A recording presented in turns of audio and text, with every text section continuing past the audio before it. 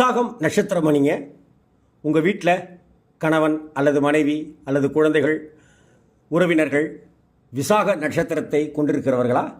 அற்புதமான விசாக நட்சத்திரத்துக்காரர்களே, உங்களுக்கான அற்புதமான கோவில் எது தெரியுமா? கும்பகோணத்துக்கு பக்கத்தில் கபிஸ்தலம் அப்படின்னு ஒரு ஊர் இருக்குது. அந்த கபிஸ்தலத்தில் கஜேந்திர பெருமாள் அப்படின்னு ஒரு அற்புதமான விஷ்ணு ஸ்தலம் இருக்குது.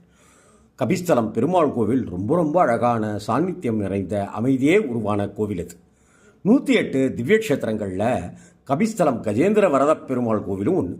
விசாக நட்சத்திரத்தில் பிறந்த அன்பர்களாகிய நீங்கள் இந்த கோவிலுக்கு வந்து நேரம் கிடைக்கும் போதெல்லாம் வருஷத்துக்கு 2 தடவை 3 தடவை தொடர்ந்து வழிபட்டுகிட்டே இருந்தீங்கன்னாக்க சகல ஐஸ்வர்யங்களும் கிடைக்கப் பெறுவீர்கள். தீராத பகை தீரும் என்பது ஐதீகம்.